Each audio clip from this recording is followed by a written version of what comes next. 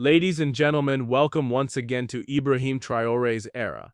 Just 72 hours after Captain Ibrahim Traoré escaped yet another assassination attempt, the 40th attempt since he assumed power, the elders of Bondokuy finally broke their silence, and what they revealed has shaken not only Burkina Faso but the entire continent.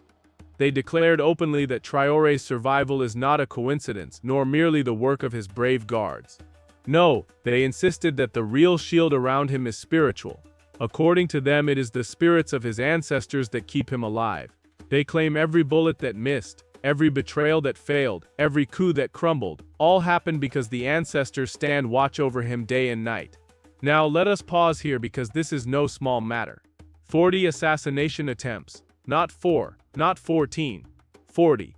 In politics, a single attempt can end a leader's life. Yet here is Traoré, still walking boldly, still speaking fearlessly, still governing with confidence. The elders of Bondokuy insist this is impossible without invisible hands protecting him. And so people are asking questions. Are the ancestors really the ones shielding him? How exactly do they intervene? And will this protection last forever? Brothers and sisters, we know from African history that leaders were never just rulers of men, they were also spiritual figures. They carried blessings, guidance, and the protection of those who came before them. From the kings of Mali to the Ashanti of Ghana, from the Zulu warriors to the Mossi chiefs, no leader dared govern without ancestral approval. Could it be that Traoré is walking that same ancient path, which is why all attempts to destroy him have failed? The traditional leaders of Bondokuy affirm that as long as the ancestors walk with Traoré, no poison, no bullet, no coup will succeed. His enemies may keep trying, but every time they will fall into disgrace. The only unknown is whether the protection will last until his mission is fulfilled, or whether one day it will be withdrawn. For now, their message is clear. Traoré is not leading alone. To truly grasp their claim, we must revisit African history, where many leaders were said to be untouchable because the spirits fought for them. Remember Mansa Musa of Mali, the richest man in history. The griots still tell how his reign was blessed not only by gold but by ancestral favor, which made his decisions powerful, and his kingdom unshakable. Think also of Shaka Zulu, whose victories were said to come not only from strategy but from ancestral blessings that gave him the courage to fight where others would have fled. In African tradition, before any man could sit on the stool or wear the crown, he had to be blessed by the ancestors. Sacrifices were made, rituals performed, because no leader could truly rule without that spiritual backing. The ancestors were the shield, the guide, the silent army behind every throne.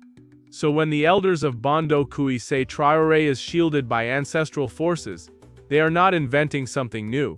They are reminding us of the old ways, the ways colonialism tried to bury but never could.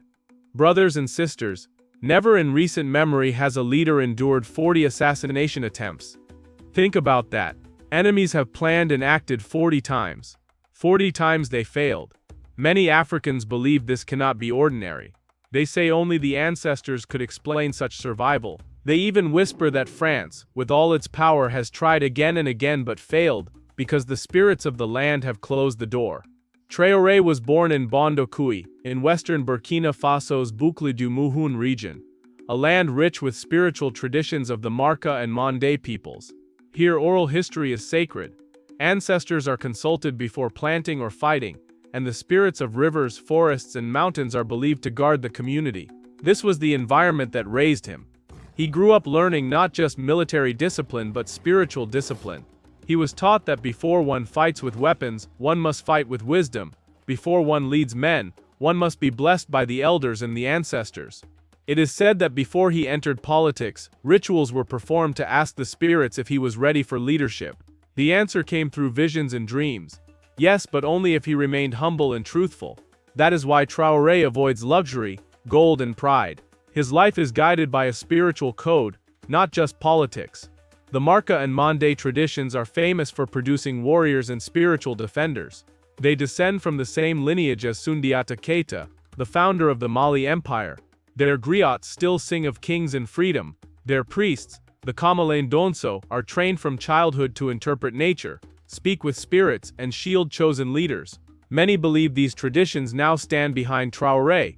They say when coups are plotted, the ancestors warn elders through dreams and visions. They reveal traitors. They create confusion among enemies.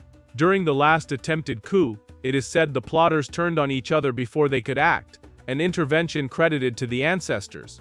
This is not dismissed as fantasy by his people. To them it is fact. Even within his government, many close advisors are not only soldiers but guardians of tradition. They pour libation before state events, consult spirits before battles, and perform secret rites for protection. If you observe Traoré, you'll notice he never brags, never acts recklessly. He is bold, but disciplined. He visits his village quietly to renew his protection. He fasts. He prays. He deflects praise back to the people. This is not mere politics. This is ancient wisdom in practice. That is why the West cannot understand him. They see a young man with no European grooming, no Western education.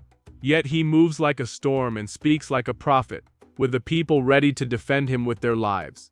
They do not see that he stands not alone, but on the shoulders of warriors, priests and kings before him.